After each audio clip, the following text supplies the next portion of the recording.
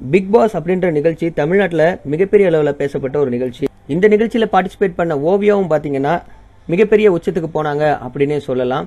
Big pass வீட்டுக்குள்ள கிட்டத்தட்ட 70 நாள் பக்கம் இருந்தாங்க. இந்த 70 நாளுக்குள்ள இவங்களுக்குன்னு மிகப்பெரிய ரசிகர்கள் பட்டாளம், ஆர்மி அப்படின்னு நிறைய உருவானுச்சு.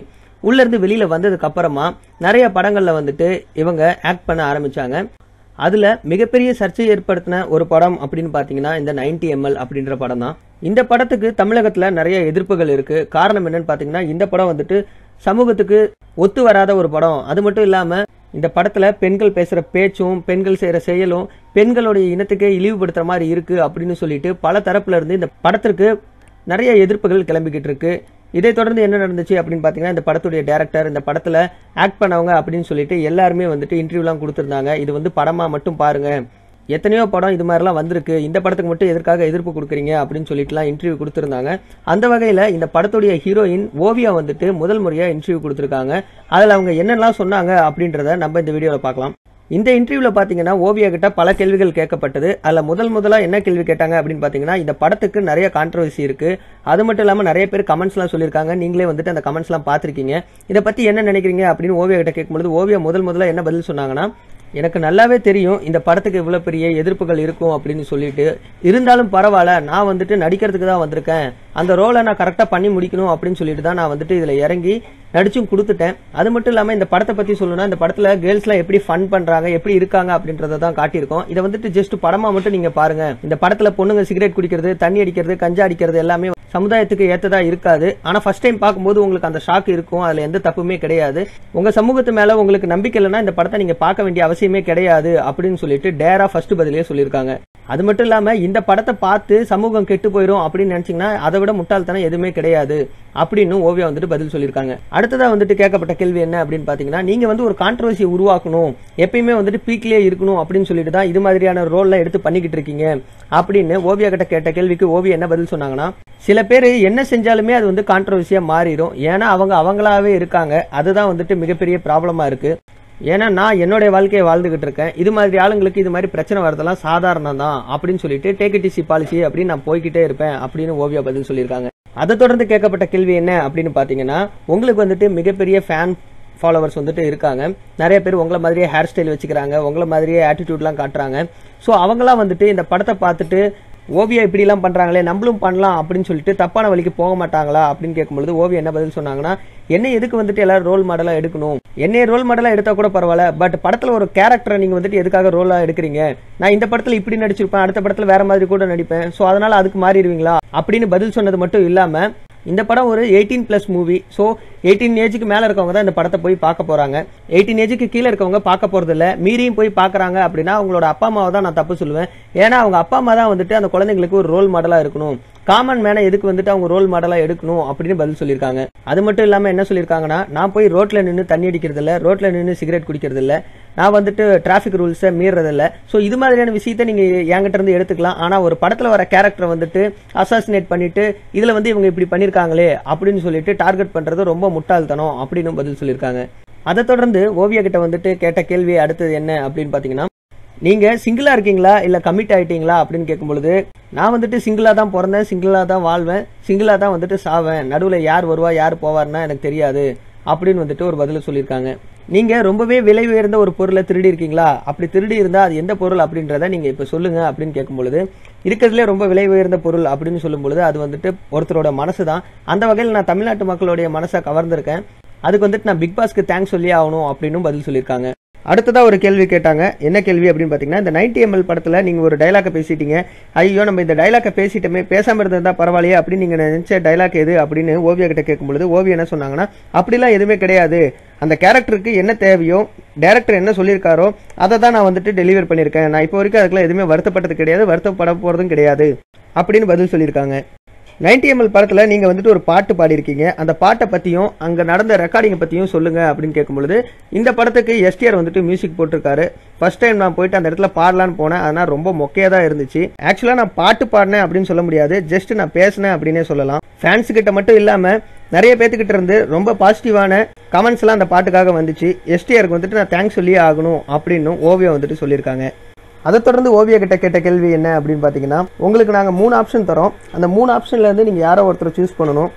நீங்கள் யார் கூட டேட்டிங் போவீங்க, யாரை கல்யாணம் பண்ணிக்குவீங்க, யாரை கொலை பண்ண போகிறீங்க, இந்த 3 கேள்விக்கும் நீங்கள் வந்துட்டு 3 ஆப்ஷன் கொடுக்குறோம். அதுலேருந்து யாரோ ஒருத்தர் சூஸ் பண்ணியே ஆகணும் அப்படின்னு சொல்லும் பொழுது நான் ஆரவ் கூட டேட்டிங் போவேன். ஆனால் கொலை பண்ணுறதும் மேரேஜ் பண்ணிக்கிறதும் என் வாழ்க்கையில் நடக்கவே நடக்காது. நான் ஏன் இன்னொருத்தங்களை கொலை பண்ணணும் அப்படின்னு சொல்லிட்டு பதில் சொல்லியிருக்காங்க. தொடர்ந்து பேசின ஓவியா என்ன சொன்னாங்க அப்படின்னு பார்த்தீங்கன்னா, எனக்கு ட்ரால் அப்படின்னா ரொம்ப பிடிக்கும். அது மட்டும் இல்லாமல் இந்த மீம் கிரியேட்டர்ஸ்லாம் நிறைய மீம்ஸை வந்துட்டு அடிக்கடி கிரியேட் பண்ணுவாங்க. அதெல்லாம் பார்த்து நான் ஃப்ரீ டைம்ஸில் என்ஜாய் பண்ணிக்கிட்டு இருப்பேன் அப்படின்னு பதில் சொல்லியிருக்காங்க. அது மட்டும் இல்லாமல் ஓவியா வந்துட்டு இன்னொரு விஷயம் சொல்லியிருக்காங்க. அது என்னென்ன அப்படின்னு பார்த்தீங்கன்னா, எனக்கு கல்யாணம் ஆயிடுச்சு, நான் ஆரவை லவ் பண்ணிக்கிட்டு இருக்கேன் அப்படின்னு சொல்லிட்டு நிறைய காசிப்ஸ்லாம் வந்துட்டு இருக்கு. அதெல்லாம் வெறும் காசிப்ஸ் மட்டும்தான். நான் யாரையும் கல்யாணம் பண்ணிக்க போகிறதில்ல, நான் யாரையும் லவ் பண்ணல, நான் சிங்கிளாக தான் இருக்கேன், சிங்கிளாக தான் சாவேன் அப்படின்னு சொல்லிட்டு டேரா பதில் சொல்லியிருக்காங்க. சரி, அந்த ட்ரால்லேயே உங்களுக்கு பிடிச்சது எது அப்படின்னு கேட்கும்பொழுது, இல்லை இந்த 90ml மூவி வச்சு நிறைய பேர் வந்துட்டு நிறைய ட்ரால் பண்ணியிருந்தாங்க. ஒன்று விடாமல் யூடியூப்ல நான் எல்லாத்தையுமே பார்த்தேன், ரொம்பவே பிடிச்சிருந்தது அப்படின்னு சொல்லிட்டு பதில் சொல்லியிருந்தாங்க. பிக் பாஸ்ல நீங்க இருக்கும் பொழுது உங்களுக்கும் ஆரவுக்கும் வந்துட்டு ஒரு லவ் இருந்தது அப்படின்றது எங்க எல்லாருக்குமே தெரியும். நீங்க வந்துட்டு ஆரவை உருகி உருகி லவ் பண்ணிட்டு இருந்தீங்க. இப்பயும் அந்த லவ் இருக்கா? நிறைய பேர் வந்துட்டு ட்ரால்லாம் கிரியேட் பண்ணிட்டு இருக்காங்க. அதை பத்தி நீங்க என்ன நினைக்கிறீங்க? வெறும் அவர் வந்துட்டு ஃப்ரெண்டு மட்டும்தானா, இல்லை பாய் ஃப்ரெண்டா, அதை பற்றி சொல்லுங்க அப்படின்னு சொல்லும் பொழுது ஆரவ் வந்துட்டு எனக்கு நல்லா சப்போர்ட் பண்ணிட்டு இருக்காரு. நானும் ஆரவுக்கு வந்துட்டு நல்லா சப்போர்ட் பண்ணிட்டு இருக்கேன். அவர் ஜஸ்ட் ஃப்ரெண்டு அப்படின்னு சொல்லிட்டு அவரை நான் கழட்டி விட முடியாது. ஃப்ரெண்டுக்கும் மேலே தான், ஆனால் பாய் ஃப்ரெண்டு கிடையாது. நாங்கள் ஒரு அண்டர்ஸ்டாண்டிங்கில் இருக்கோம் அப்படின்னு சொல்லிட்டு பதில் சொல்லியிருக்காங்க. பேக் டு 90ml கொஷின் அப்படின்னு சொல்லிட்டு, இந்த 90ml படத்தில் நீங்கள் அந்த வந்துட்டு டைலாக்கை நரேட் பண்ணும்பொழுது உங்களுக்கு கொஞ்சம் கூட கவலையா இல்லையா? ஐயோ, நம்ம இது மாதிரி ஒரு டைலாக்கை பேச போகிறோமே, நமக்குன்னு இவ்வளோ பெரிய ஃபேன் ஃபாலோவர்ஸ் இருக்காங்களே, அவங்ககிட்ட எப்படி போய் ரீச் ஆக போகுது, நமக்கு இமேஜுக்கு ஏதாச்சும் ப்ராப்ளம் வந்துருமா அப்படின்னு நீங்கள் நினச்சிருக்கீங்களா அப்படின்னு கேட்கும்பொழுது ஓவி என்ன சொன்னாங்கன்னா, அதை பற்றிலாம் நான் கொஞ்சம் கூட நினச்சதே கிடையாது. நான் இந்த படத்தில் நடிக்கலனா வேற யாருமே இந்த படத்தில் நடிச்சிருக்க மாட்டாங்க. கண்டிப்பாக இந்த படத்தில் நடிக்கிறதுக்கு ஒரு சின்ன கட்ஸ் வேணும். அந்த கட்ஸ் என்கிட்ட இருந்துச்சு, அதை நான் யூட்டிலைஸ் பண்ணிக்கிட்டேன். ஒரு சிலர் என்ன பண்ணுவாங்கன்னா, ஒரு ஃபேமு நல்ல காசு வந்ததுக்கப்புறம் நல்ல கேரக்டரை மட்டும் சூஸ் பண்ணிட்டு இருப்பாங்க. ஆனால் நான் எந்த உயரத்துக்கு போனாலும் நான் படத்தில் நடிக்கணும் அப்படின்னும் பொழுது அது சின்ன கேரக்டராக இருந்தாலும் சரி, பெரிய ரோலாக இருந்தாலும் சரி, கண்டிப்பாக நான் வந்துட்டு நடிச்சு கொடுப்பேன் அப்படின்னு பதில் சொல்லியிருக்காங்க. நடிக்கிறது மட்டும்தான் என்னோட வேலை. நெகட்டிவ் ரோலாக இருந்தாலும் சரி, பாசிட்டிவ் ரோலாக இருந்தாலும் சரி, கண்டிப்பாக வந்துட்டு நான் நடிச்சு தான் கொடுப்பேன்.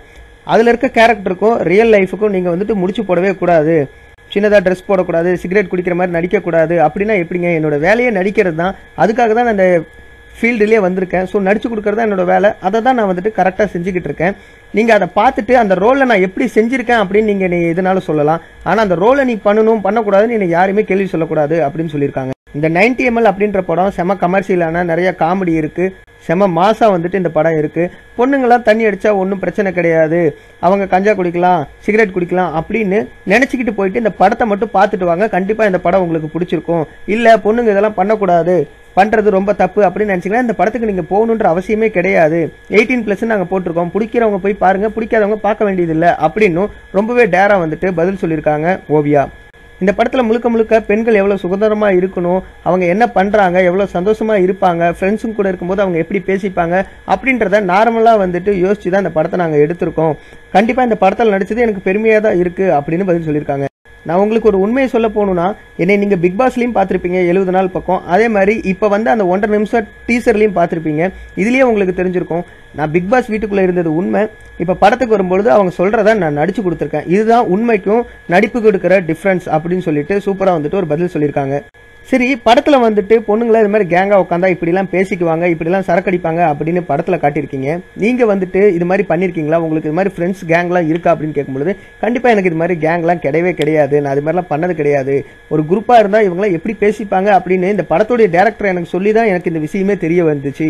என்னோட ஃப்ரெண்ட்ஸ் எல்லாருமே பாய்ஸாக தான் இருக்காங்க, அதனால இதெல்லாம் வந்துட்டு எனக்கு தெரியாது.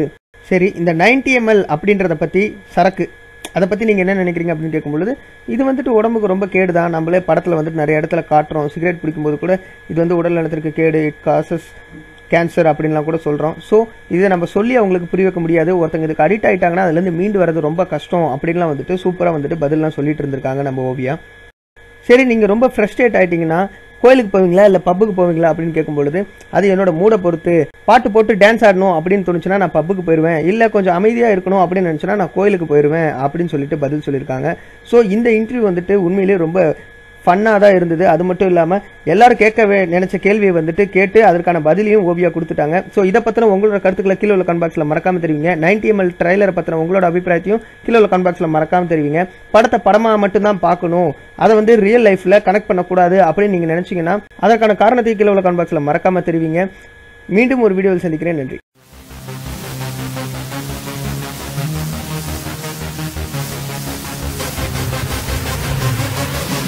Bye.